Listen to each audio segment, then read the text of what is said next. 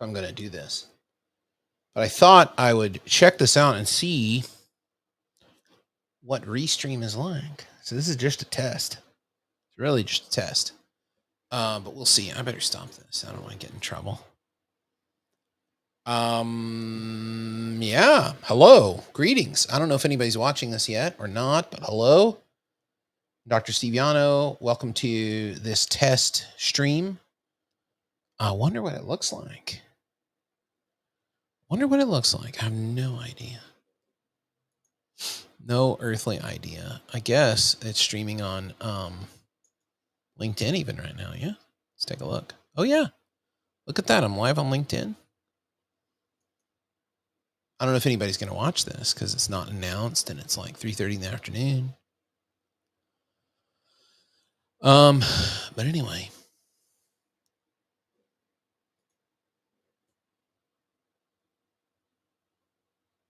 Always looking at research and stuff.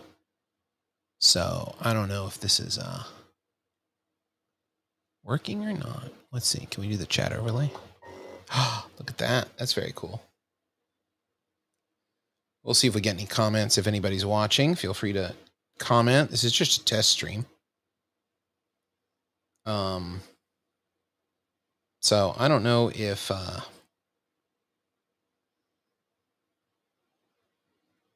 don't know what you think of this, the quality of this, or if it's any good. But greetings. This is going to be the new home of In the Ben podcast, which we all love. Oh yeah, In the Ben. You remember this, right? We'll still have this great vibe, the old In the Ben theme music, which I own the rights to, so I think I can just broadcast it like this. Live from lovely, livable Jamaica, Queens, New York City, this is In the Ben, your number one source for news and views on debate, argumentation, rhetoric, and oratory, heard around the world and respected by few. I am Dr. Steve Yano. Welcome. In the Ben, anchor.fm/in the Ben, youtube.com/Steve Yano, twitch.tv/Sophistic Steve. If you're my Facebook friend, welcome. Thank you for doing me the sympathy of watching this test video. Anyway, feel free to give me a chat. I think I can see all the chats. That's what I'm really curious about, is whether or not I can whether I can see all the chats. So if you feel up to it, type something in the, thank you, Sarah. Very nice of you. This is what Sarah has to say. Yeah, well, cheers to you. Cheers with hours and hours old coffee. Para tu, gracias. Excellent. We're going to see how this goes. We have the In the Ben November 3rd, so mark your calendars for that. In the Ben with the Canonical Debate Lab will be joining us for discussion of epistemic security, which I think is well, even if you don't know what it is, it just exudes sexiness. I think that I don't want to get too ahead of that, but what I am researching right now is not what I'm supposed to be doing. I'm supposed to be writing my NCA paper and working on my NCA presentation. National Communication Association Conference is just weeks away, November 17th, coming up soon. And I think, God, stop texting me. What the heck? People want to talk to me? No, I'm streaming, bro. Leave me alone. I'm streaming. Stop texting me. Get in the chat, dude. NCA, I'm supposed to be writing this paper about fallacies, and I was working on it earlier, but I am super interested now in narratives. This is going to sound so weird. Maybe I shouldn't say it, but I'm so interested in narratives and stories about the tradition of bullfighting. So I'm looking at everything I can find about bullfighting here. Because I'm just so interested in it. So interested in it. As a metaphor, I don't want to do it. But it has generated so much interesting discourse. And my interest in it is, of course, re-engaging a very old debate that I have been writing about for a lot of my career, which is this idea of debate as a game. And a lot of people have written about debate as a game, including myself. And the last great panel I was on, Debate as a Game, I have an audio recording of it somewhere in my archive. And maybe I'll share the audio recording at some point. That was me, John Reef, Matt Brigham. John Reef is from Metropolitan University of Denver, good friend of mine, great friend of In the Ben. Matt Brigham at James Madison University, great friend of the show, great guy. There's another guy on there who's from California, and he was just wild. He just like talked about this random conflict in policy debate, this random theoretical thing in policy debate, which is wild. And then, of course, the big figure missed on that panel today was Jeff Klinger from DePauw, who unfortunately, unexpectedly passed away long before his time. It's still weird to think of Jeff Klinger as not being around anymore. But he's just was just a go-to guy. Like, you could be like, hey, here's my idea. And he would be like, yeah, let's do it. Let's try it out. It's really nice, low-key, the most low-key, chill debate coach you can imagine. And we did this great panel at 2016 NCA on Debate as a Game, because it was the 100th anniversary of the original article, Is Debate Primarily a Game, by William Hawley Davis, who was one of the original founders of NCA. Hey, Craig, what's up? Yes, it's on Twitch right now, actually, if you want to check it out, twitch.tv/SophisticSteve, if you want to go watch the Twitch stream.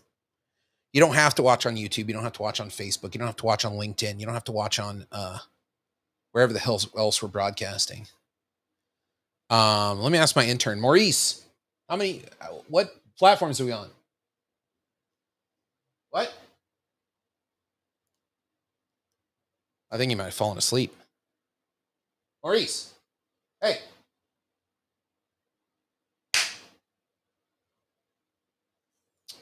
Well, as far as I can tell, Twitch, LinkedIn, YouTube, Facebook so far. I wanted to get on Twitter. Had a talk with Elon. Elon's a little worried about what I might say. He's like, I got a brand to protect here. I don't want some crazy utterances in my brand. So a little concerned about, there's Elon's jet. You can hear in the background taking off. He's leaving. We just had a chat. Little concerned about what I might say. Elon is a conservative guy. He doesn't want to say anything too crazy. I can understand that.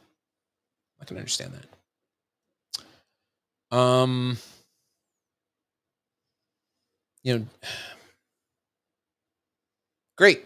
Thanks for the sub. Dear leader Lorica, appreciate it. Welcome, and feel free to watch from anywhere. In the Ben, November 3rd, 11 a.m. Eastern time. I'm going to create an event. I'm going to publish that. That'll be in the Ben on epistemic security with members of the Canonical Debate Lab.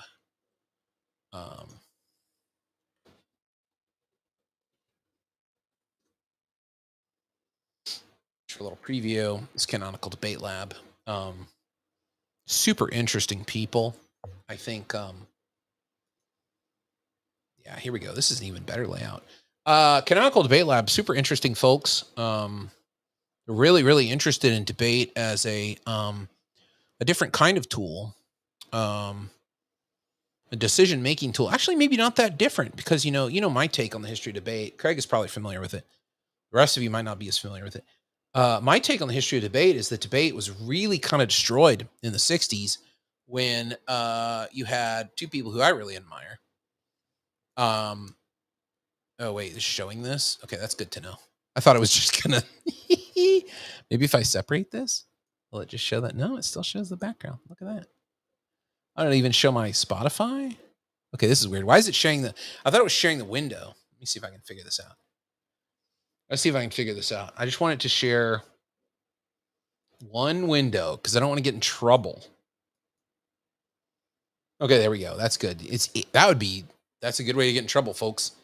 Is if you are sharing a yes in the bin live. Whoa, bro! Thank you, LinkedIn user. This is just the in the bin test stream. I'll talk about actually. How about we just make it an AMA? AMA. Let's talk. Let's talk about debate and rhetoric. Let's just go. Like, what am I doing this afternoon? I've already had 2 beers accidentally. I got to do my grading, and I've got to work on some stuff for class. But yo, let's go. Let's just AMA it up. Why not? I think that this idea of debate as a tool for reasoned decision making is ubiquitous. It's ubiquitous, and you can trace that back. I think that enters the public discourse in the 1960s with Decision by Debate, Brock Reedy and Enninger, who are both scholars I admire a lot. But I got to tell you, unpopular NCA opinion, unpopular rhetorician opinion here. I hate that book, man. Like, Decision by Debate is kind of like, it's like saying that all painting should be representative and show us a more beautiful representation of the fruit in the bowl. Like, I just don't think, I think it's limiting to debate to say debate is a decision making tool, full stop.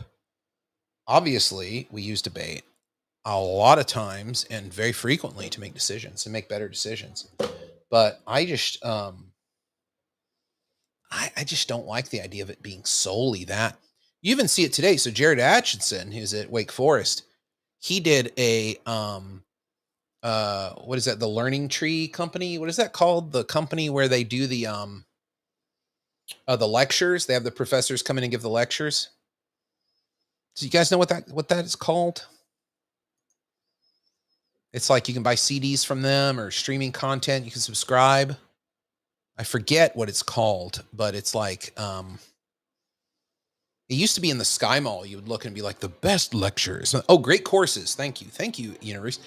Great Courses Company. Jared Atchison, Dr. Atchison did one of those, and he opens it up by saying, the function of debate is to make better decisions. That's why we would practice debate. So, I mean, it's ubiquitous. Khan Academy is a good guess, but I wonder if on Khan Academy they have it. Kirk, we will debate you, Kirk. Oh, this is a very good one. I'm going to put this up on the screen, actually, because we're going to talk about this in a second. This is a great one from Dear Leader Lorca on Twitch. It's kind of related to what I was talking about. Let me finish my thought about this. So, Douglas Enninger, I think, is probably the most underrated debate scholar that America's ever produced. His essays are incredible. And I have been assigning his essays for a very long time in my debate and argumentation class. I think he's just brilliant. Like his theory of debate and the value of debate and argument. And he's kind of bifurcating those things a little bit. A pet peeve of mine is the synonym that we have between argumentation and debate, and that as scholars we don't distinguish those things. I kind of feel like that's a huge mistake. I think that there's a lot of interesting traction if we start to think of debate as deserving of its own theoretical backing, not a place where you practice and test argumentation from that theory, like the lab to test that theory. I don't know about that, but I do think that that decision-making capability is not in early Enninger stuff. And Wayne Brockreedy is super cool in his theorization of argument. Oh my God, like amazing stuff. I really like them separate, but that book, I think it just kind of bleaches out some of the cooler elements of debate. All right, let's go to this question from Craig here, Dear Leader Lorca. Has the emergence of debate bros online been beneficial or detrimental to prevailing attitudes about debate? I feel like it's bringing the wrong type of attention. Yeah, I agree. So let's take some of these people through some of the paces. The Twitch stream is available at twitch.tv/sophisticsteve. I wonder if I can put that up on the screen. Can I put a lower third or something on here? Oh yeah, let's do a yeah, let me do one. I can do a lower third.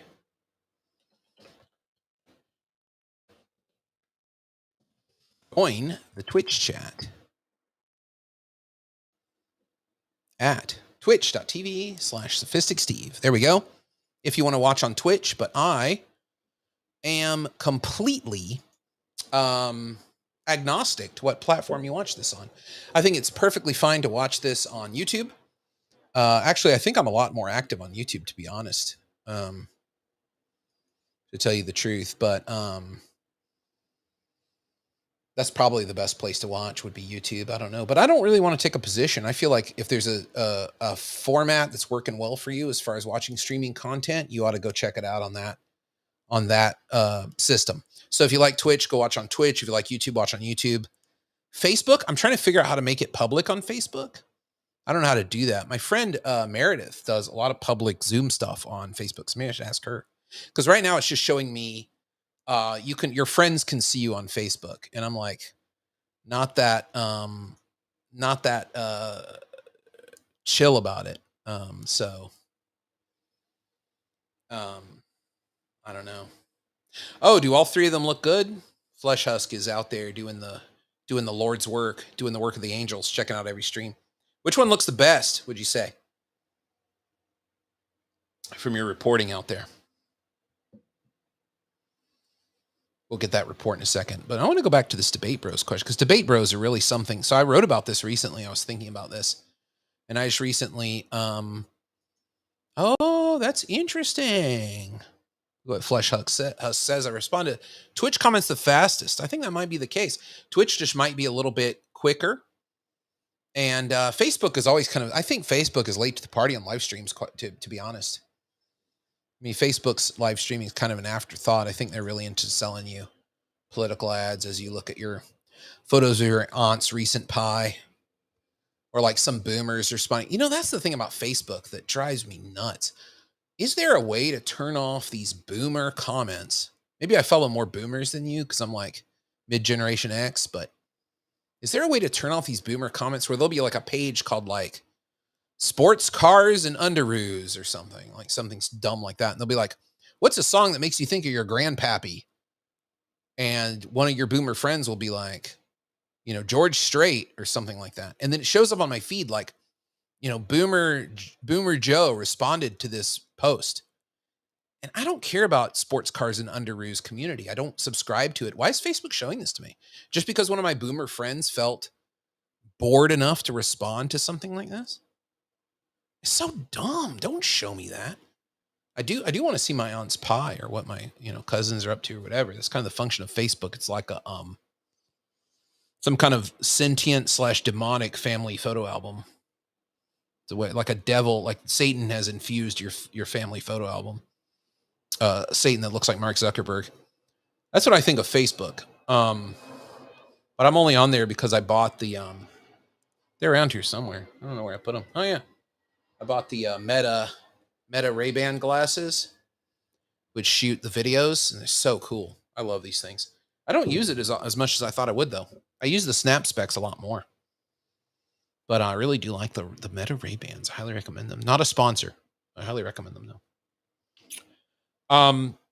So yeah, let's go back to this Debate Bro comment. I think the Debate Bro I like to use an example about this this question that Craig asked a little bit ago now is I think that when we think about this question, Steven Crowder comes to mind right away.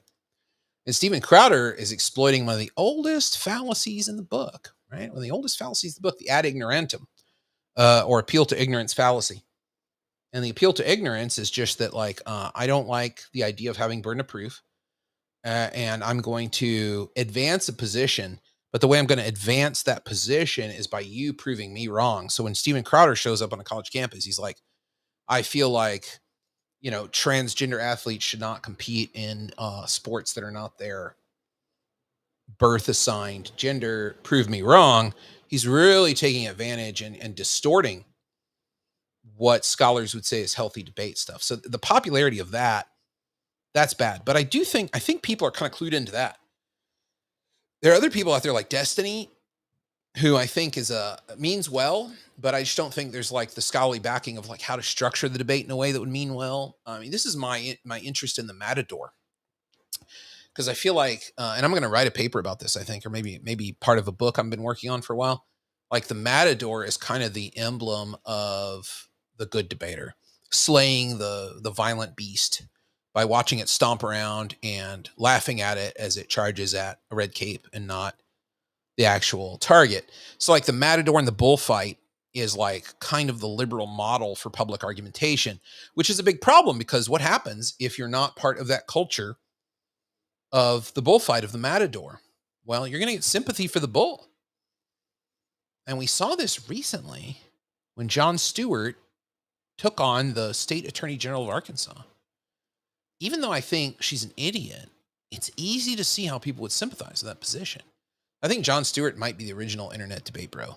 But that kind of Matador attitude, that flourish, and that kind of argumentative style and flourish and strut is distasteful to so many people.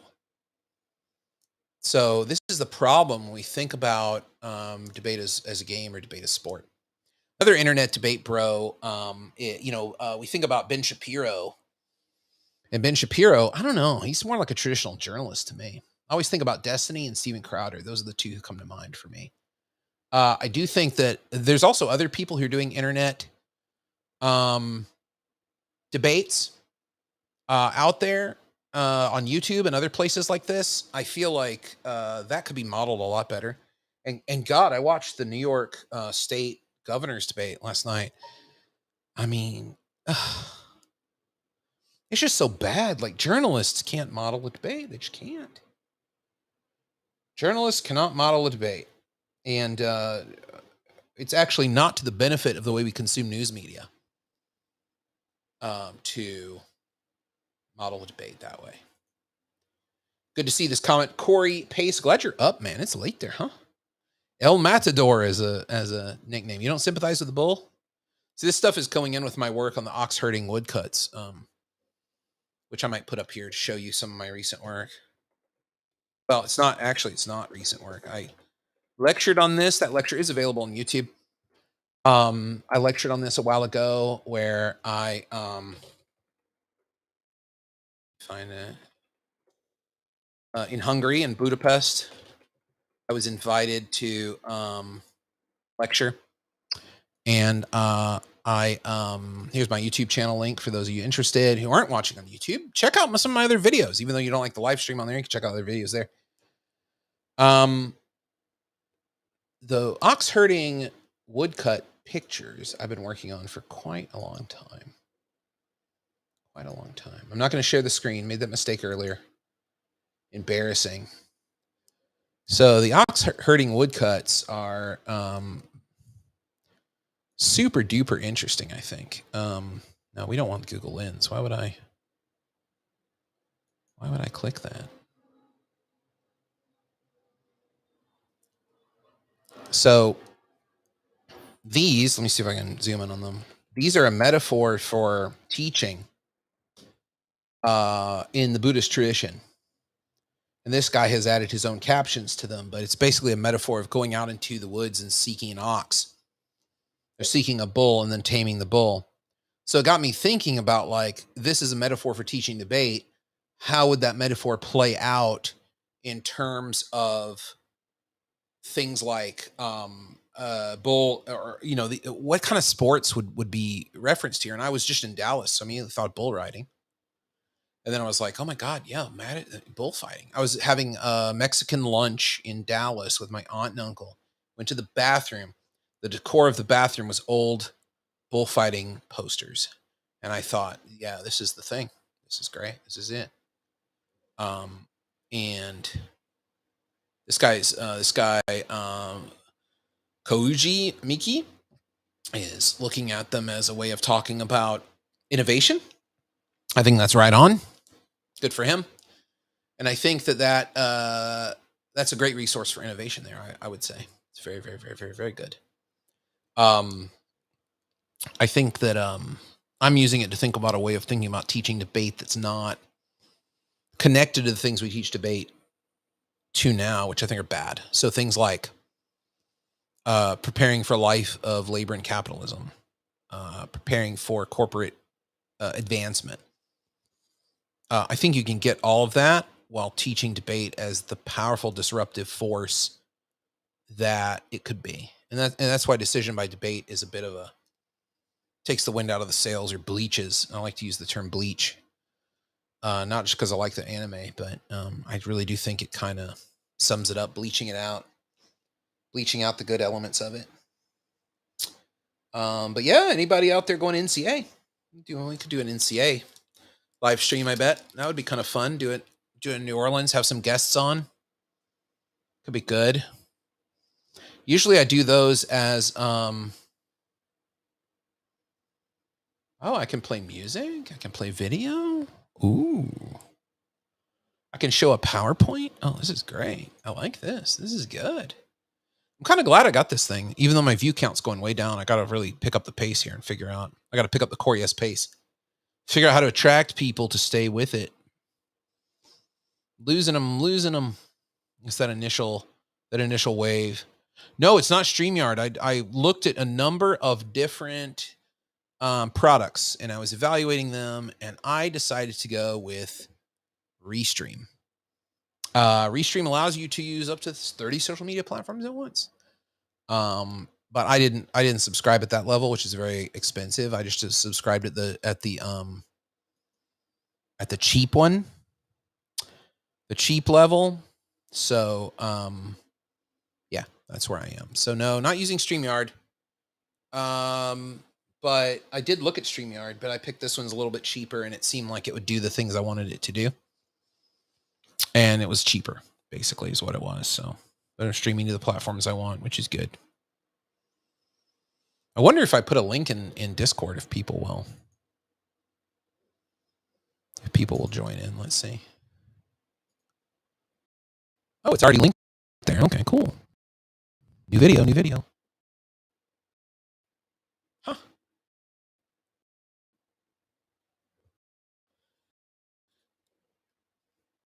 And a lot of people have joined my live stream from Discord, so Discord is obviously a failure. But no, not Stream. StreamYard gave me, when I was in Sweden with Corey Pace, who's in the Twitch chat, I saw StreamYard and I thought, this is what I need for my podcast. This will be great. This is exactly what I need. Then I started shopping around and I found Restream. I really like Restream. We're live with Restream. I think I'm going to edit the title.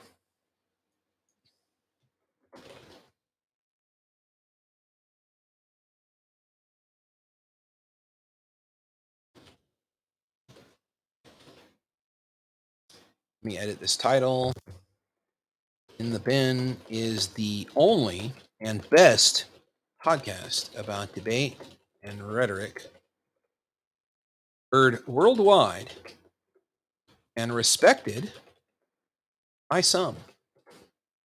That's the tagline I've used for years. Is this church services a religion, or podcast and talk show? Okay, great. Yeah, we got it. It changed all the destination titles. That's so good. That's easy. That's so easy. This is great. Very easy. I guess I could probably stream video games from here too, huh? If I wanted to do that. Not that I really have time for that. I got a bunch of other stuff going on. You left some gold on Facebook. What gold is it? George Fitzpatrick, who just joins us on Twitch. George Fitzpatrick, longtime friend of the show. We'll see if we can.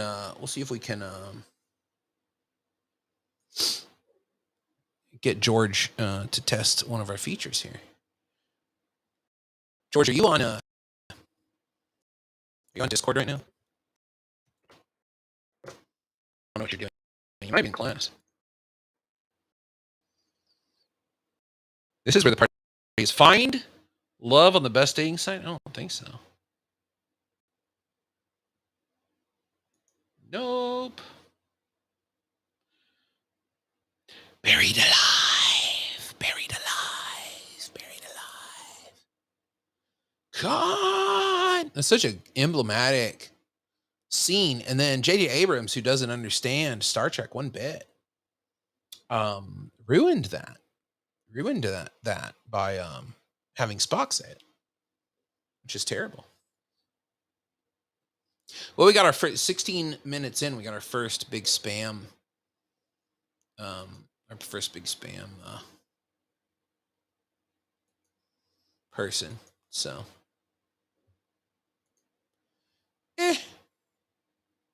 oh, okay. George's busy teaching, probably. I was gonna see if George wanted to join as a guest and try that out and see what that looks like.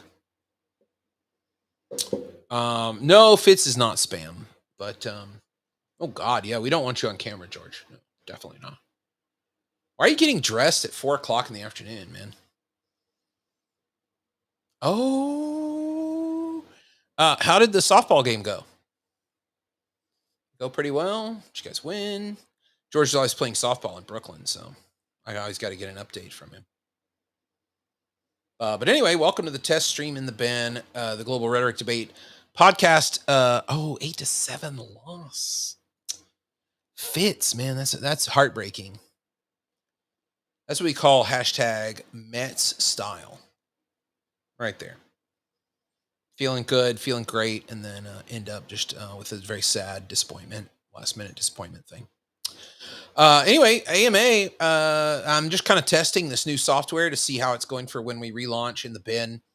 Coming up November 3rd will be our first full episode with the Canonical Debate Lab, where we'll be talking about epistemic security with those guys who want to use computer coding and software development to really change the way we think about argument and debate. Canonical Debate Lab, I've done shows with them before. We were doing a podcast together. We're thinking about relaunching a podcast. And Canonical Debate Lab is fantastic. These guys are so smart. And they are really thinking in really cool ways about debate and argumentation and how that works on the internet. So like Craig's question earlier about debate bros, I think the debate bros are like, I think there's also some comfort in leaning on a set of rules and saying, these are the rules that good debate is based on, and you're violating those rules. And I think that is always an argument. So one of the things that people don't realize is when you say, oh, you've broken the rules of debate, like you committed a fallacy, for example, probably one of the most popular things that people claim to other people, oh, you've made a fallacy. Okay, what does that mean? Well, for most people, it means you broke the rules. So you're like disqualified, I guess. Like, what are we supposed to do when someone commits a fallacy? Stop listening to them? Stop engaging them? That seems like a huge disproportionate response. But I think that's the way a lot of teachers teach it, is if somebody commits a fallacy, then they're an idiot, and we got to get them away from our argumentative sphere. I think that conversely, I think there's a good way of saying, well, let's look at all the arguments and let's diagram them. And then when people enter public debates over a long period of time, there would be a resource. The Canonical Debate Lab is one of these places trying to do that. We'll have them on. Another good one is Society Library.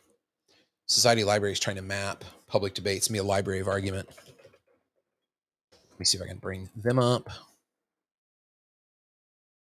Because they also are a very interesting organization that tries to make information, I guess, liberate or democratize information might be the way to think about it.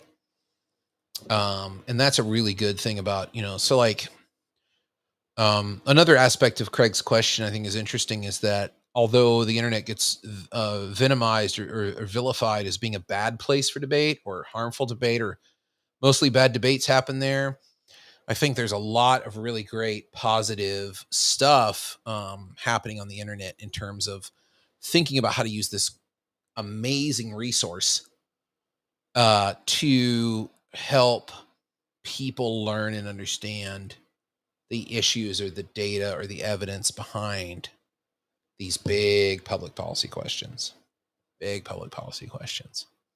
So, yeah.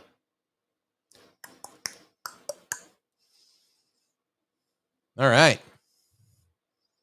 Well, I think now it's just the St. John's debate show. I think it's only Corey and George are here. So Good times. We could play one of George's old debate videos on the stream. How do you feel about that?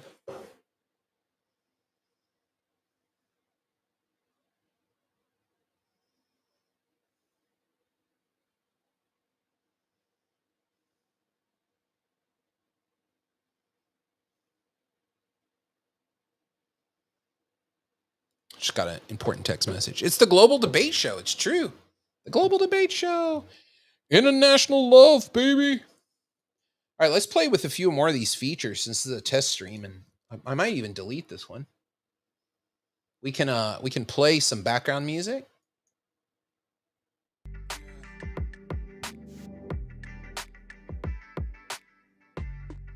Sounds like a band show.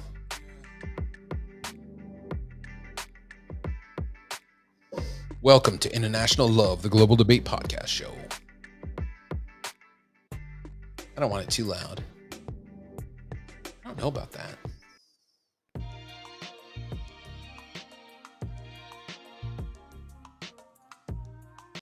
Yeah, I don't know.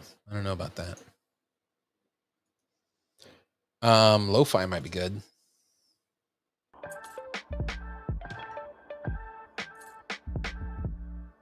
Kind of a nightmare, but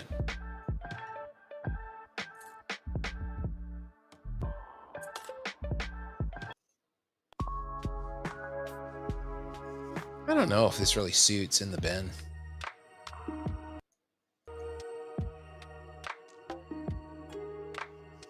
I don't know.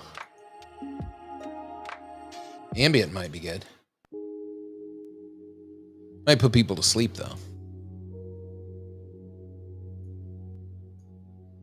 There we go. That might be pretty good. We'll leave that on for a minute and see if people like it. I don't think people are going to like it, but if I have free background music, I might as well test it out, right? Might as well test it out and see what people think of it.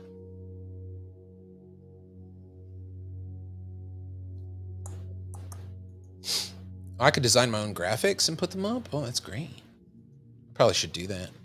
Get some donos. Thank you for the sub. Chief Fitzpatrick 14, thank you for the sub. One love. Corius Pace, thank you for the sub. See, I got to practice. I got to get, quick on that, Got to get quick on that. Well, what else can I test here? What I really need to do is find somebody to make an intro, like a rolling video introing the podcast. I think that would be good. To have somebody kind of come in and kind of take some B-roll. And I have a bunch of B-roll already out there that I've taken of like St. John's and New York and stuff, and kind of make it in the bin, an in the bin trailer, because we still got the theme music. We all know this, right? That's pretty good theme music, I think. And then there's other theme music I bought too that I have that could be used for various purposes. But I like that in the bin title theme music. I think it's quite good. Let's see. People are sending me messages.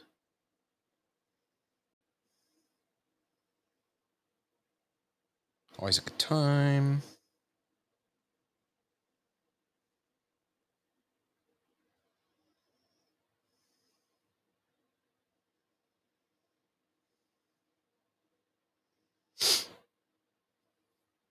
Always a good time. So yeah, what other questions do you guys have? What other things should we talk about on this test stream? Anything rhetoric? Anything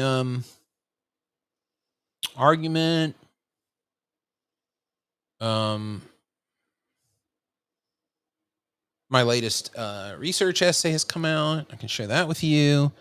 I didn't really want to do it. I did not want to write this piece. I'm still a little bit sketched out by it, but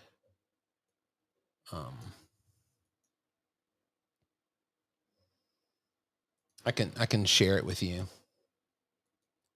Uh-oh, what happened to the studio, man? Where'd it go? Okay, here we go. I'm always a little frightened that I might no, I haven't. George is asking a very good question. Have I read Where and Linkable yet? This was something that we talked about in the office a while ago about thinking about what is it? Crisis management? Is that what it was, George? Something like that? Like in a speech, how do you manage bad things? What are the steps you have to do when something really bad happens to your brand or your company or to you? How do you manage that? And yeah, apologia, but I think it might even go beyond the bounds of apologia, because apologia is traditionally thought of as a rhetorical form of a speech of self-defense. So when we think of that, speeches that come to mind would be things like Chappaquiddick, Kennedy, Nixon, maybe Chequers. Do you think that's a hot question? Do you think Nixon's Chequers speech is an apologia? It's a hot rhetoric topic right there. I think you could make that claim. I don't know if I would. And I think that's a pretty good one. And then Bill Clinton with his Lewinsky speech. What else? There's got to be a number of good apologia speeches. What's his name? That really sleazy guy who ran for vice president with John Kerry. What was that kid's name? Super sleazy guy. He was a South Carolina senator, I think. Can't remember his name. Kerry. I wish I could see that campaign button from 2004. Oh yeah, John Edwards. He's terrible. God, he was so gross. John Edwards, not the psychic. Thank you, Fitz. Yeah, just terrible. Terrible all around. But yeah, apologia, political self-defense, but brand damage and brand imaging and things like that could be broader than that. Would be broader than that. I do not know.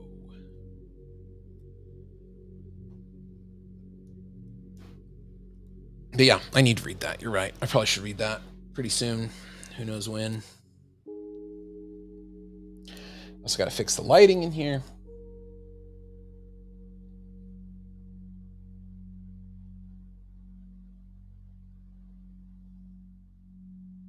Yeah, there we go. That's better. A little bit better. Some of my fake background is a little, gets a little fuzzy from time to time. But I don't know. Glad the picture looks good. Glad everything looks good. I don't know about this background music. Yeah, crisis calm. I think that this is a good comment from Fitz here. Crisis calm is a whole different thing, and actually, I would say this is the most excitement, the most buy-in in American communication departments at universities, at four-year universities, is in what we call crisis comm, which is also rebranded as strategic communication, which I feel is like kind of a dumb thing to call it, because like, what communication would not be strategic?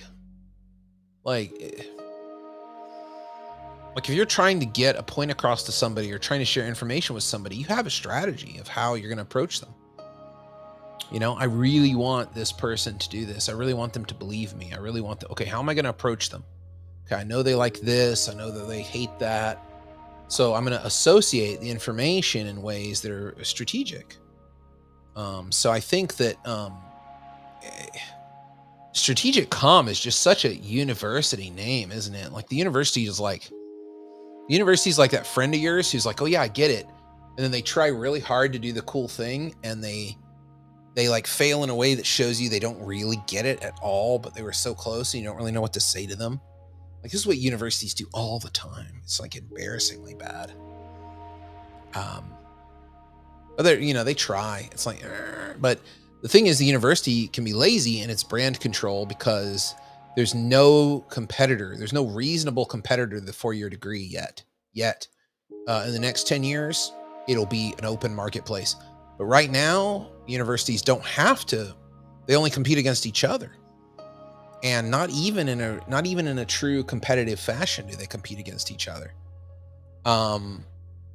It's still pretty open. Like I live in New York City, very competitive university environment, but everybody seems to be doing okay. There's enough for everybody. Might not be the case when we have, in a couple of years, 2024, we have what's called the birth crisis, or the birth rate decline crisis.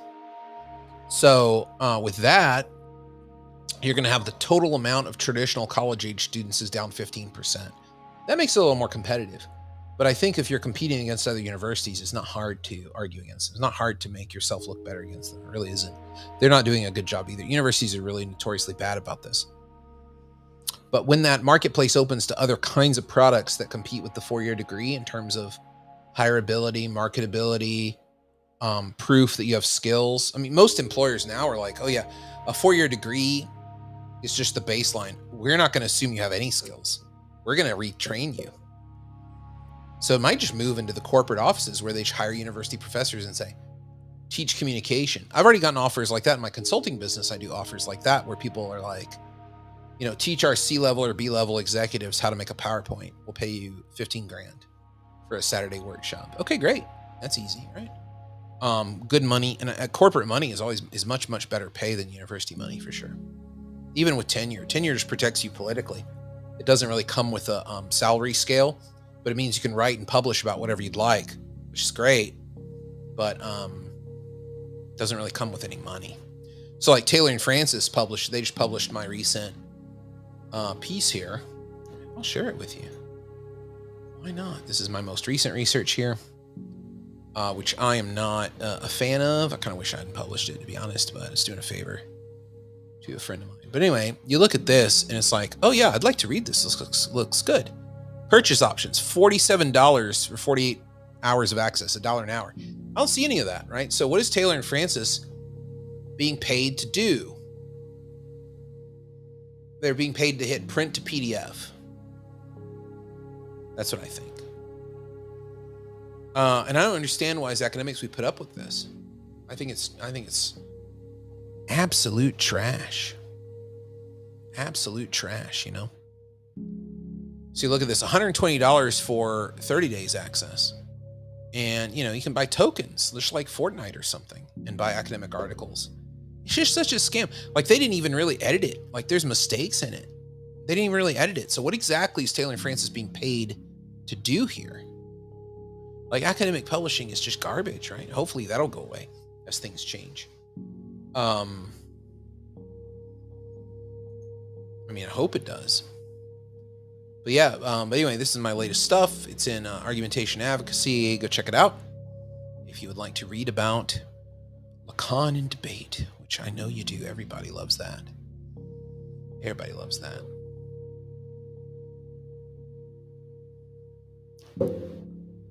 I was a little bit of a rant there. Yeah, I agree, Fitz. I agree.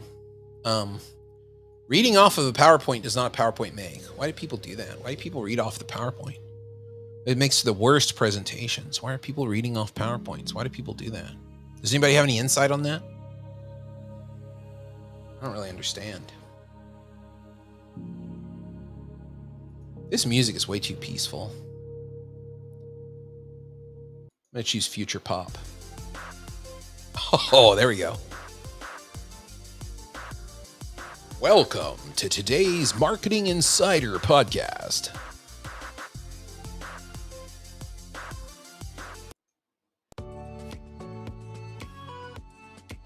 Would you like to grow your small business quickly and easily using online video? Stay tuned to find out how.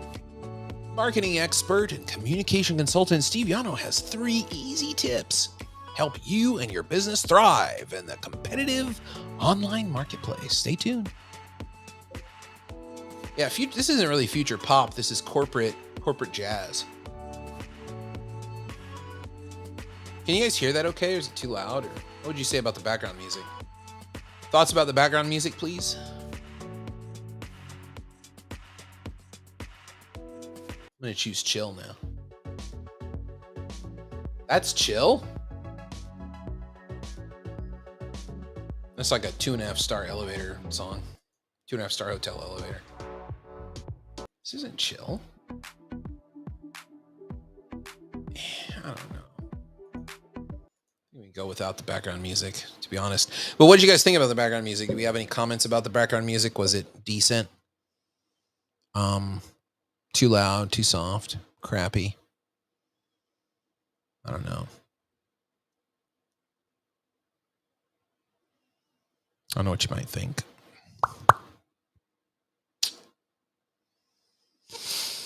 He doesn't even know. Toasty. It's okay, George. It's okay, Fitz. It's okay. I think Twitch is the most popular platform here. I don't think anybody's watching. Some people were watching on LinkedIn, and one person was in the left, switch platforms. Somebody was on YouTube.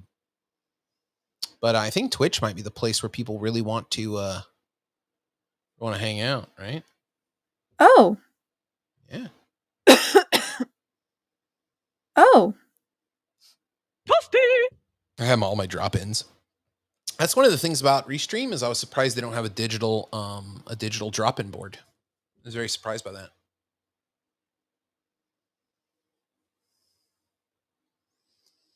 I was getting LinkedIn chats though. Yeah, you couldn't put chats in the LinkedIn live stream. That's wild. Well, I'm waiting patiently. I'm gonna check my Gmail again because I'm not really that patient. Waiting patiently. You two had no chat, huh? Really?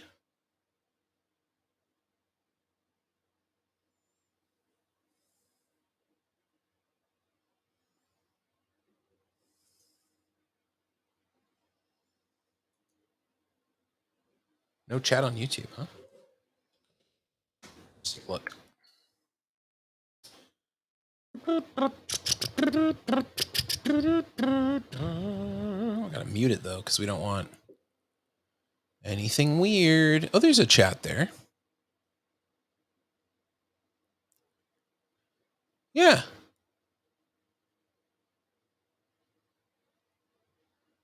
I have a chat. I don't know if I have to enable it in the settings or something, but I have a chat in YouTube. I'm looking at it right now. That video quality is not too bad. I think it's going through at 720 would be my guess. I feel like that's okay. But yeah. Geo blocked your chat. Oh, dang. Why would it do that? How can we is there a way I can make it to be I guess they're like if you're foreign, but anyway, that Chinese spammer got in no problem. So I don't know. Fitz is trying to start an international incident. We're going to put this up here for posterity just to make sure that when he does attempt to visit Sweden that the border guards ask him a lot of questions. What do you mean by this? Do we not join NATO fast enough for you? Mm-hmm. Mm-hmm.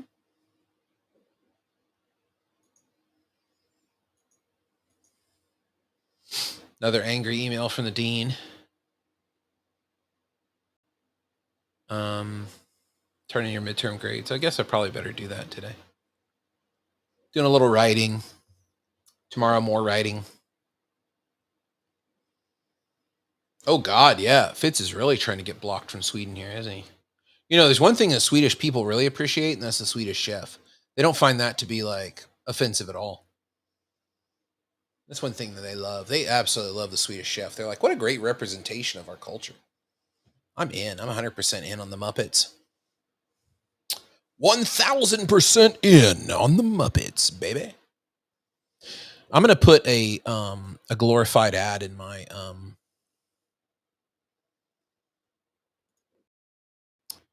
let's see, check out my YouTube stream.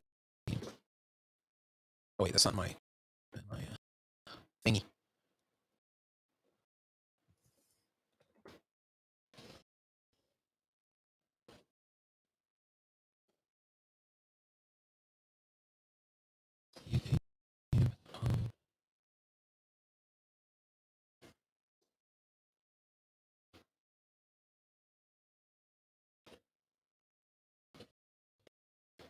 I know it's not picking up when I'm streaming. That's kind of interesting. Discord usually goes into streaming mode, and when you go into streaming mode, it'll say something on the screen like, "Oh, you're live streaming now, so we're gonna shut these features off so your stream doesn't get interrupted." I think that that's a pretty good feature Discord have. It's not doing it. I guess maybe because I'm using Restream. All right. Good night, Corey. Good to see you. Always great to have you on the stream. We'll have to do it in the bin. Do you think it'd be possible to do a Stockholm reactor in the bin crossover? Please put that in the back burner. Start cooking that. Start cooking that.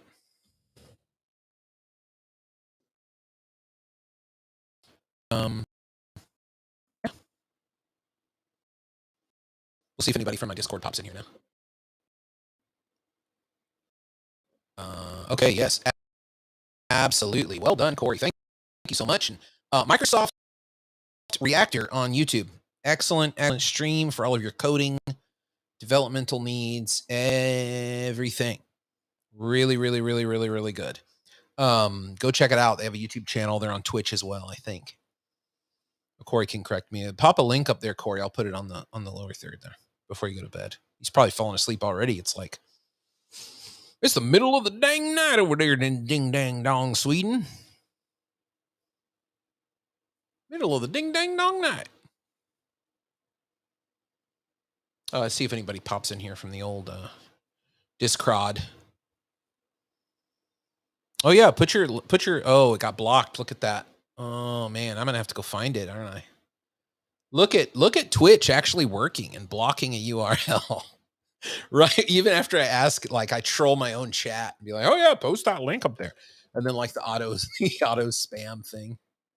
Is it on Twitch or on YouTube, Corey?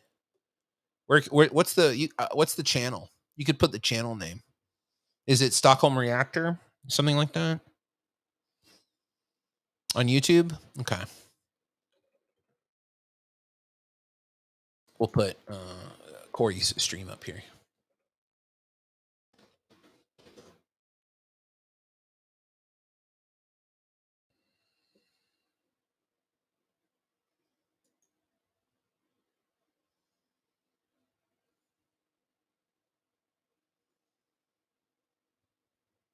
Oh, nice. Microsoft Reactor 1. We just did a stream on Rust. Dude, that's awesome. That's great. I got to check that out.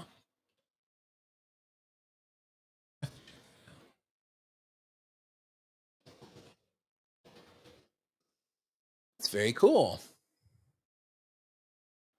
Welcome to Microsoft Reactor. Why join Reactor? Blah, blah, blah, blah, blah. Data services, meetup.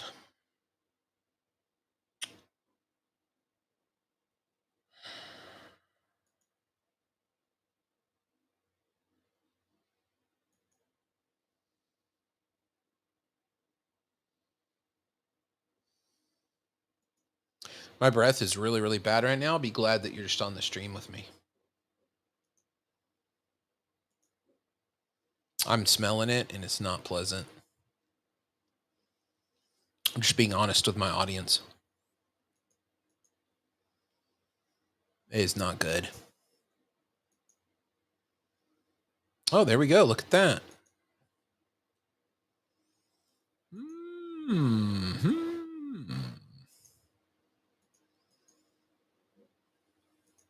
Yeah, I got it. I'm going to put it up as a lower third here.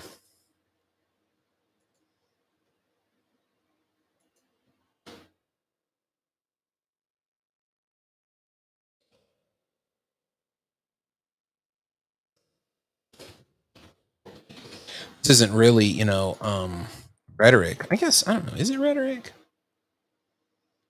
Yeah, there you go. There's the link. Take a screenshot of that. Wrap your eyeballs around that when you're done watching me now. I'm glad you appreciate the honesty. It's very nice. Very, very, very, very nice.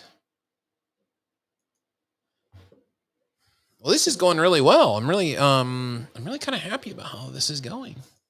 Yeah, that's right. There is some Fitz magic in the chat, baby. That's right. Word of Muffins on Twitch joining us. Thank you for watching. Appreciate you watching the test stream here.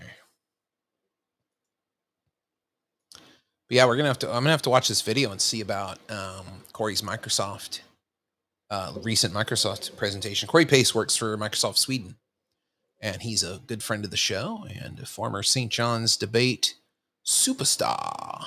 Very good guy. Good guy. Absolutely. So we've had a number of people come in here and check out the stream. This is great. Thoughts about the quality, always welcome. Let's see if we can get some students in here. I mean, like, where's my grade? Because I should be grading right now. Instead, I'm like screwing around with this. Corey's a very good presenter. He's doing some tutorials on Rust. Very good, I think. I love old coffee. One of my favorite things.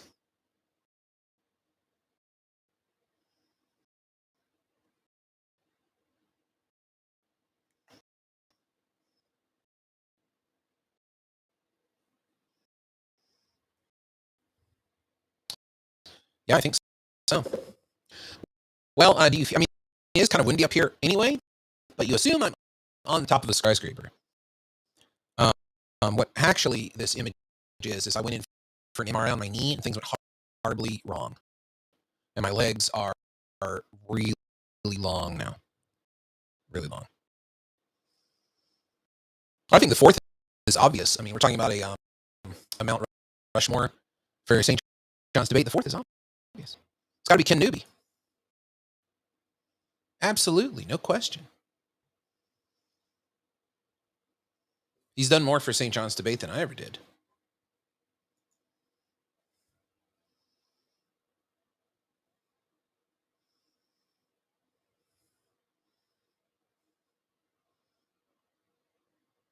I mean, Ken Newby's been on In the Bin many, many times. I don't know. He's not our most frequent.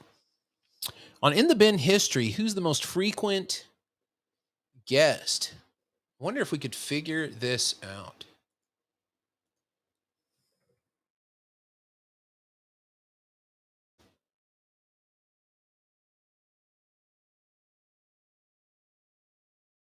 This is the topic of conversation for this part of the show. Little bin trivia. Who's the most frequent guest in the bin history? Who's been on the podcast more than anybody else? Who would you say that would be? Yeah, but I think that's a good guess. Would be Kate, but is Kate really a guest? Kate's like a co-host, right? John Patrick, maybe? Yeah. No, George is not a guest, but there was a time when George was so incredibly busy that he could only do like little Fitz moments. What do we call those things? Little Fitz thoughts that we were pre-recorded little bits. You remember that, Fitz? Where we'd pre-record you giving a take on something going on in debate, in competitive debate and tournaments. And then I would put that in post. It wasn't live, but it sounded like it was a live part of the show. So yeah, who's the most frequent guest? That's a good question. We had the easy answer would be say Tuna, but we had Tuna on only twice. But he just like would feel his intense debate aura like coming into the show even if he wasn't on it. But like, oh, you know who I think I know who it is now that I'm thinking about the show. I have a guess, but I'm gonna hold mine off until we're done guessing who it might be. Yeah, that's a good point, George. Will was on the show many times, but he wasn't ever really a guest, but maybe twice where I interviewed him. Will provided us a lot of insight on the show about what it was like to do collegiate debate tournaments during the pandemic, during the lockdown. What was that like? Doing tournaments on Discord and things like that. All the crazy stopgap methods that they tried to do to have debate tournaments during lockdown when you couldn't all get together. Which I thought was kind of weird. Like, why would you want to have a debate tournament? Why wouldn't you just reimagine what that competition would be? Why wouldn't you just reimagine it? I think I'm tempted to go look at Facebook and see if anybody's like making comments over there that I'm not seeing. If people are making comments over there that I'm just not seeing. Yeah, there's lots of them. Look at that. Lots of likes. Oh, look at that. Ooh, no, go away. That was a little weird. Sorry about that. I wonder if there's a way I can like read these without.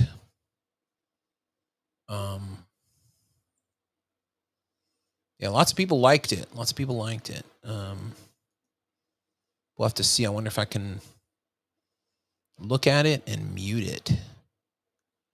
There we go. Now I can look at it. How can you afford that studio? Says Steve D'Amico. Holy shit! What roof are you on? 13 likes. My sister liked it, but didn't say anything. The hell?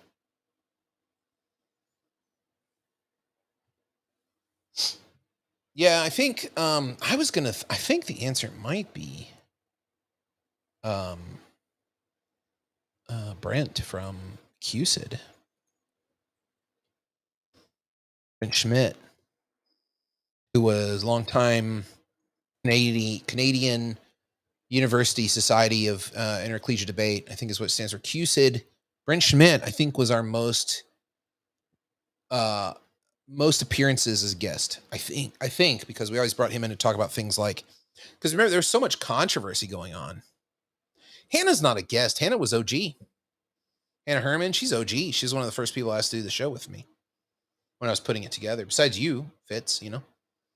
But that's like the original core setup. I wanted diversity in lots of different ways. So I thought your sandwich break was over, Muffins. It's just like, why did I even dignify that by putting that on the screen? Good Lord. Yeah, Hannah Herman, Samwise, Natalie, dear Samwise, you, so good. So there's so many good people in there. And then we actually also had really good times back then. It was a really, really good original crew. And then people got real lives, you know, and people moved on. So kind of annoying. People had real lives and real jobs, and they couldn't dedicate their lives to a podcast where they didn't get paid for anything they did. It was kind of annoying. But yeah, I was a pretty good in the bin trivia question, I think. Pretty good. Got to put in my Ko-fi link. What if people really like what I'm doing here? I don't want to miss out on like money. You know?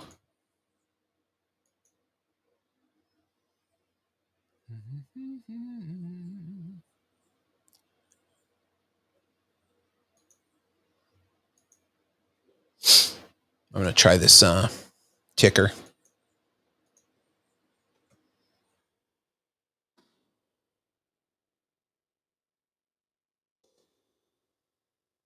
Like the podcast?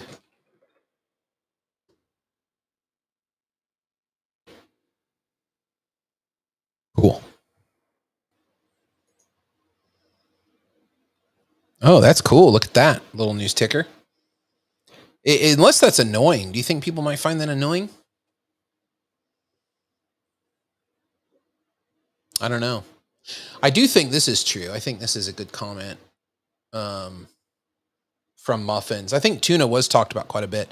But, you know, if you remember, we had Brent Schmidt on the show many, many, many times because there was so much drama about a couple of events that were going. One of the big dramas was the North American Championship, and then there was also the faux North American Championship, which probably was the real North American Championship at BP, which was Eric's tournament at Hobart and William Smith College, the round robin. It was the Idea round robin, but then it got another name. I forget what the other name of it was, but that was that invitational only round robin tournament that functioned like the NDT.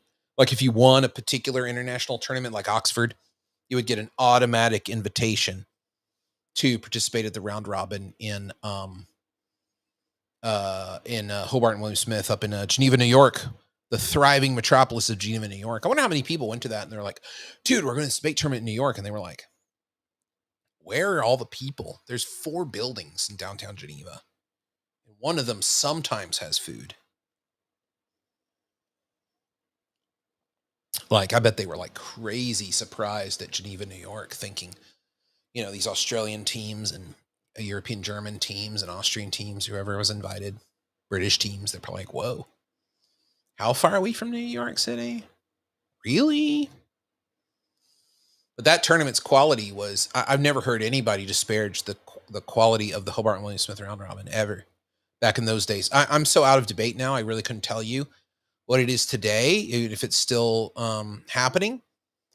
But I think that that tournament somehow just became good. I remember, it's the same thing with USU, University. What is that called? USU's? What'd that stand for? University Sus. University Sans University. US University. What did USU stand for? I can't remember this. Oh, I can't remember. USU stands for something. Anyway, university, that was like the big national tournament. And it would run in the spring. And I remember being in line for food at one of the early ones, and some Yale debaters were like, oh, yes, U.S. University's debating championship. Right. Okay. Thank you, Fitz. This is why we have Fitz around. This is exactly right. So U.S. University's debating championship, I remember when it was new, I remember being in line for food, and these Yale debaters were shit talking it, for lack of a better word. They're really, really, really talking it down.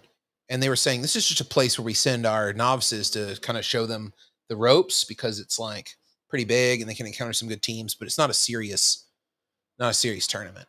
But then it suddenly became a very serious tournament. Over time, it became like one where people are like, okay, this is really an important thing to win. How that happened, I don't know. I think it's just the goldfish memories of people, and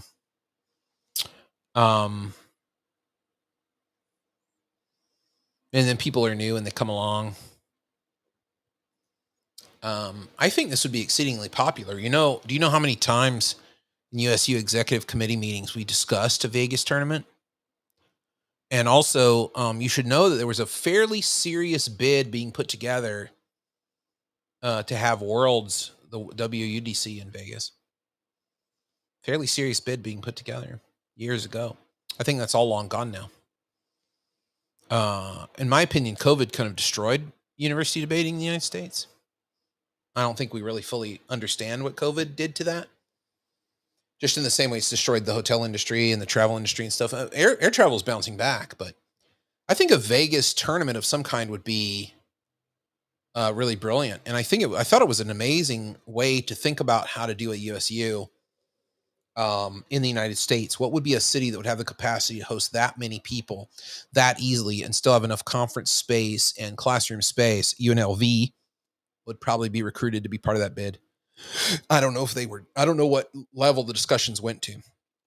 I wasn't privy to any discussions with UNLV or anything other than being in a room where people were like, this would be something that would be a great bid to put together for Worlds.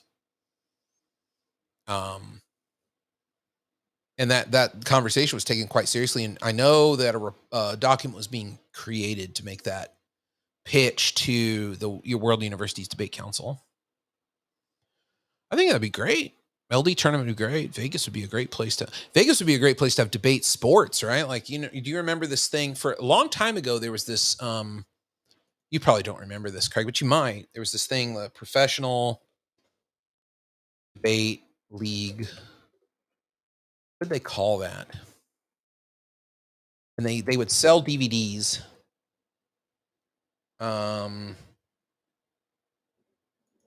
Is this it?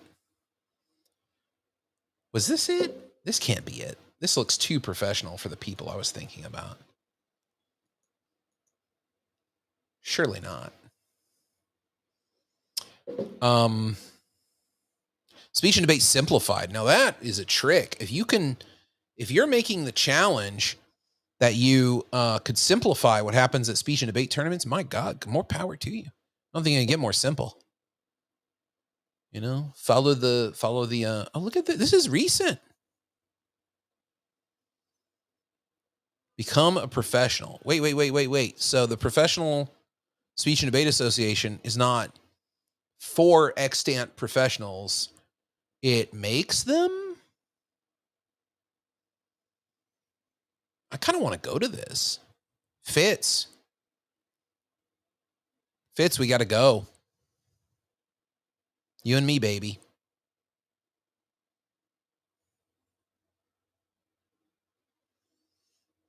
In the bin live from the Professional Speech and Debate Association. Can you imagine? That'd be great. Can you imagine what that would be like? Live from lovely, livable Las Vegas, Nevada, this is In the Bin, special edition from the Professional Speech and Debate Association World Championships. In the Bin is available on anchor.fm/inthebin, youtube.com/SteveYano, and on twitch.tv/SophisticSteve. Like the podcast, support us at ko-fi.com/SteveYano. Hello and welcome everybody to this year's 2022 Professional Speech and Debate Association Championships. I'm Dr. Steve Yano, and we've got a great night of exciting debate action on the card here from Las Vegas, Nevada. Now, it's just a trial. It might not be that exciting. Great. I'm glad Fitz is in. It's happened here first. I guess I can't delete the I can't delete the stream now because we got the record here. How do we register? Let's take a look. How much does it cost? What? No, it can't be $500. Can I host one of these things? Oh, $50. Okay, that I can do $50. I could do $50. That seems reasonable. I could do that. It depends on where it is. I wonder where it'd go. I would love to host one in New York. In the Bin hosts the Professional Speech and Debate Tournament. What do we call it? The Wormy Apple Classic. The Wormy Apple Classic professional debate competition. Dude, this is so awesome. Take a bite of the wormy apple. That would be a great competition. Toasty! I'd be all down for that.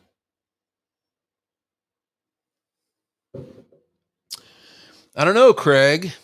Yeah, people did it for money, but you know what was interesting was the model for that, and I wish I could find. I'm going to have to do a deep dig on that because that's interesting debate history, because it was designed to make money, and that professional league was to try to get coaches together who were famous, well-known debate coaches to debate in hotel rooms in different places, and then they would film it and sell the DVDs.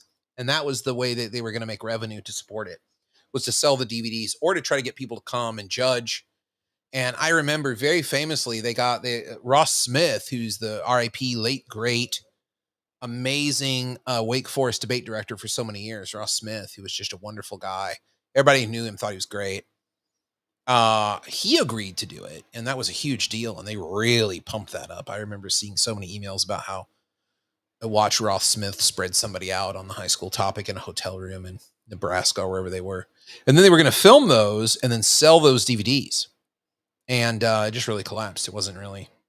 There was another professional debate league that was like, at Worlds, they have this thing called the Masters at the World University Debate Championships. And the Masters is open to anybody who's not registered as a student. Anybody can enter the Masters competition and debate. And the Masters is just this kind of crazy, usually it's kind of a shit show, but it's kind of this crazy debate contest for people who are like, can't give up the ghost, really, and don't want to register for more courses. There were some people who were like 35 still debating in the main break, but when I was doing debate, I thought it was wild. I'm like, I mean, I like debate too, but not that much. I also like having a job and, being able to do other things in my life, but some people were really obsessed with it in an unhealthy way. But yeah, I kind of want to host Professional Speech and Debate Association. If you're out there, I would love to host one of your competitions. Hit me up. In the Bin will host. We'll do it on our Manhattan campus. It can't be that many people. Like, we could do it at the Manhattan campus, I think. There's plenty of classrooms and there's space to have coffee and have a dinner. We could have a guest speaker. Maybe George could do it. George could be the guest speaker. What I learned from debate by Fitz. What I've learned by being a successful podcast co-host by Fitz. Fitz had some great experiences at tournaments of people wanting to like take pictures with him or something. I remember this story. When In the Bin was like, when people really cared about it. Back in the day. Back in the dizzy. I wonder how long this is going to go before it cuts me off. I think I can just stream as long as I want, and then I guess I can download the saved. I think I have like a total of 6 hours, so I can download the saved video file and then post it somewhere else. So I might just repost this to Anchor and just double dip. Why not? You know, because then Anchor will go to Spotify, and that could be good too.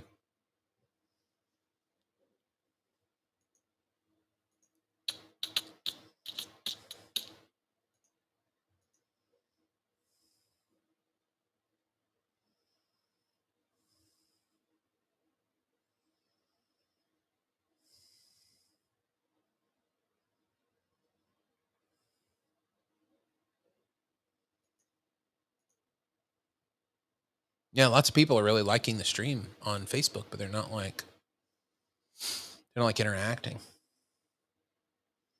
Kind of wild. Maybe it's like a bad time. Maybe later on in the evening, people would be more active. I think right now my Discord is not very active because everybody's in class, you know? So,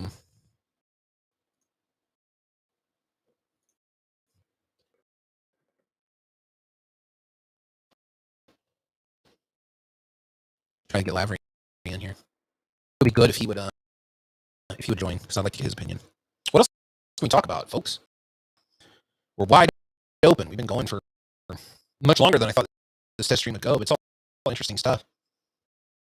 I'm looking forward to NCA and presenting 3 papers in lovely, livable New Orleans.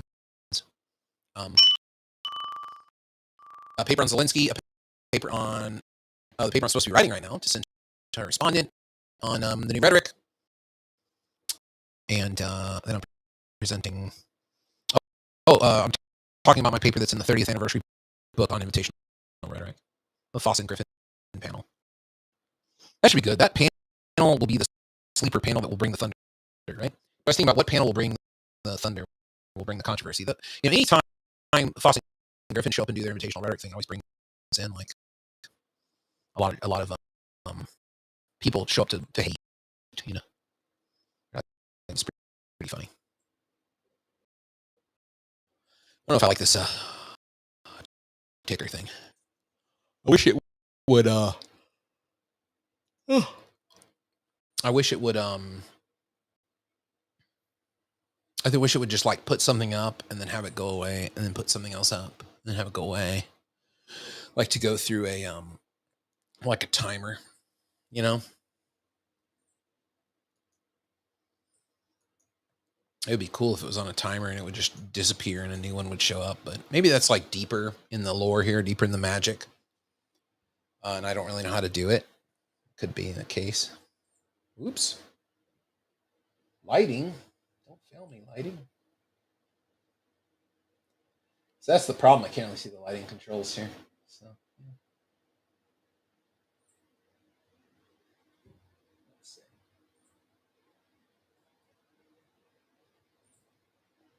That's off. You just slide it.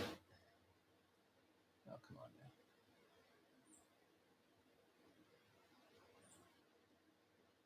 now. I got to memorize my lighting controls because this is like pushing it back physically. It's just not as cool as other ways of doing it or other things you could do with it. So anyway, and then been test stream successful so far. I wonder if anybody else is going to turn up. I think we had our big boost of attendees.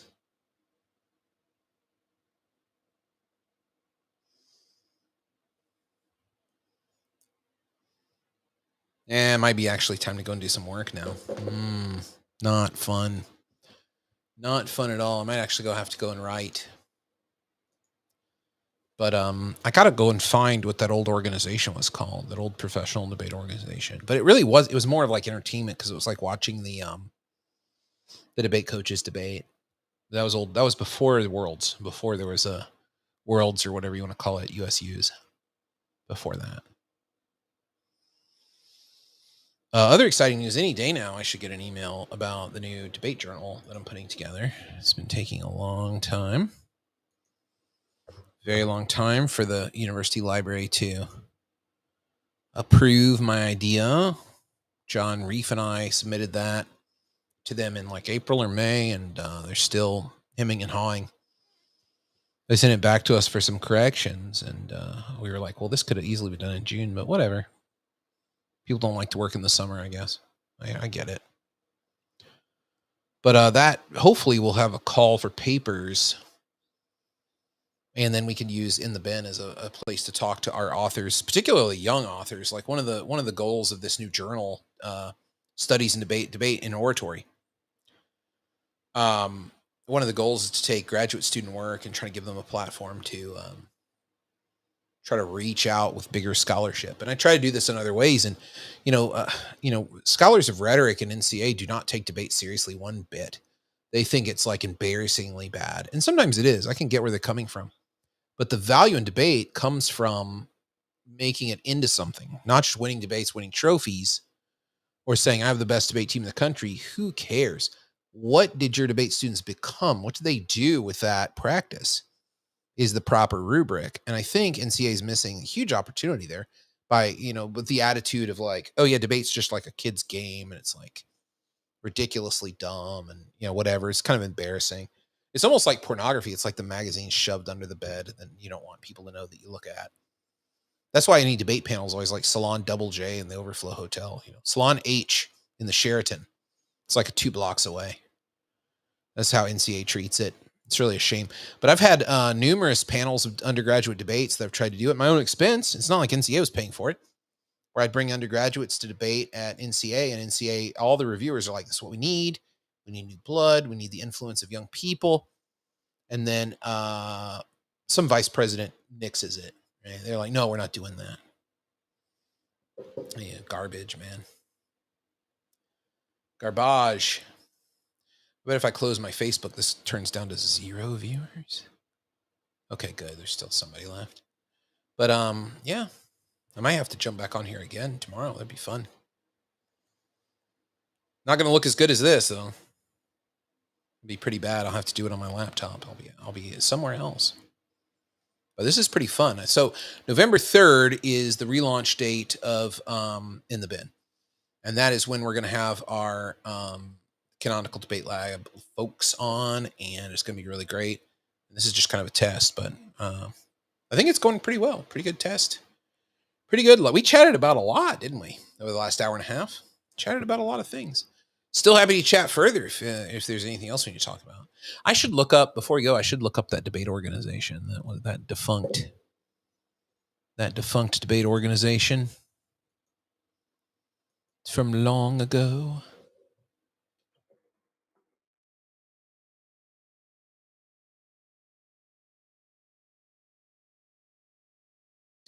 Somewhere. No, these are all his lectures.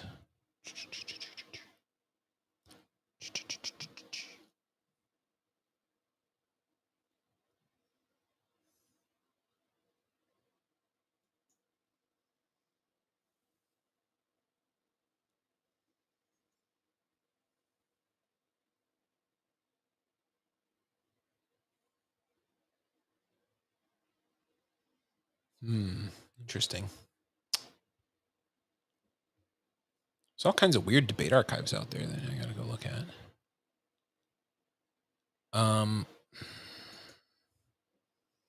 Yeah, I wonder what happened to those. I wonder what happened to those, because I know that they did this debate series. It's like the Pro Debate League or something, but it was invitation only. It was debate coaches. It was college debate coaches debating the high school topic. So if that sounds familiar to anybody out there, I'd love a heads up on that.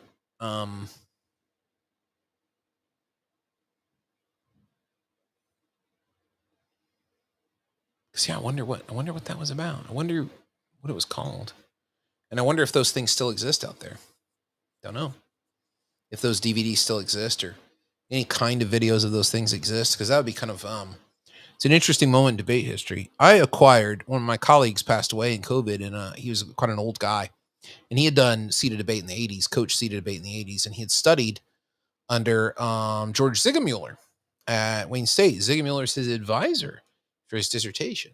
And when he passed away, I got his office, because this is the way things go. It's very much like the royal family in academia. And I got the office bump. And in that office, I found a disc of a PowerPoint celebrating Ziegmuller's retirement, I think. And it has a lot of photos and stuff. Good debate history on there.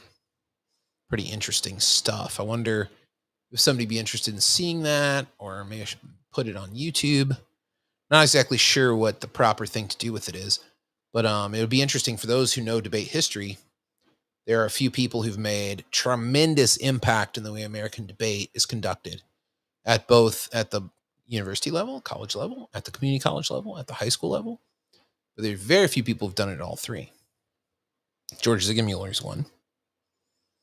Who else could we name who's in that category? John Sexton, probably.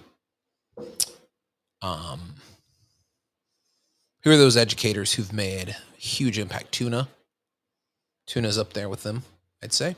Another Ziegmuller student. Well, he didn't do his dissertation there. He did in Kansas, but it's also his dissertation is very strange. He sent it to me. Tuna sent it to me years ago, and it was like 90 pages or something because I wanted to take a look at it. Because I was interested, like I still am, in this question of his debate primarily a game. This 1960 question. 1916 question. He said he had written about it, but this is like a very strange kind of take he had on it. It wasn't really what I was doing at all. So I looked at it and I thought, okay. Not for me. James Unger, I guess, would be another figure like that. Unger was famous as the Georgetown debate director, and he did all these videos. I bet they're up on YouTube. I think they are up on YouTube. And Unger was like a guy who,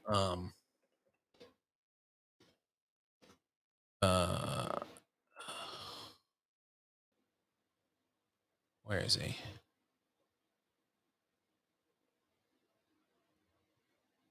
Who cares about Dr. Oz and Fetterman? Who gives a crap?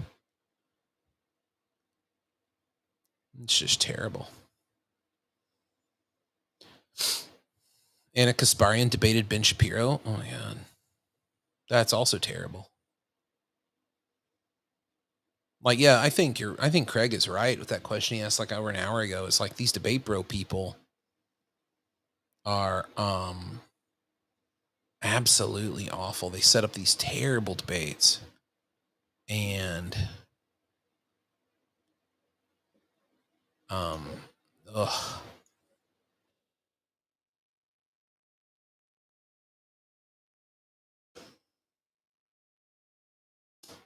That's not coming up. Well, there were all these debates I saw, these very interesting debate videos where Unger would be interviewing debate people. He interviewed Joe Rollins. He interviewed other young debate coaches about different theoretical things. But what was really, really interesting is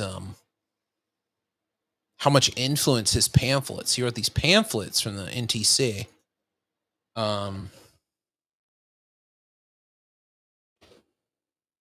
can find those. From the NTC, let's see. Shh. I'm always hearing knocking, and I'm wondering if people are like knocking on my door.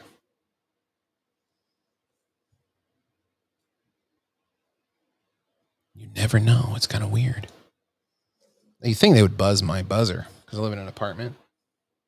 But I always hear this bang. But I think it's my upstairs neighbor cooking. Yeah, I'll have to find these because I have a bunch of these handouts, and maybe I can do a podcast about those. I'll just scan them in, and we can take a look at them. So I think those would be pretty fun. But yeah, that could be a lot of fun to do that at some point. I'll have to go take a look at them next time I'm in the office, which won't be till Monday.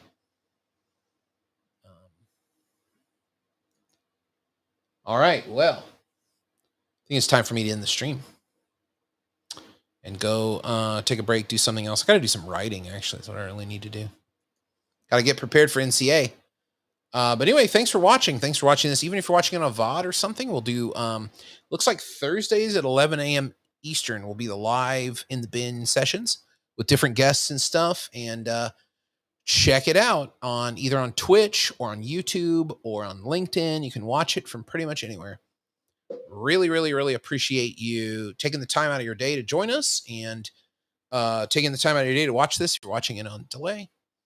And if you're watching this on anchor.fm, the live version is on youtube.com/TViano or twitch.tv/SophisticSteve every Thursday at 11 a.m.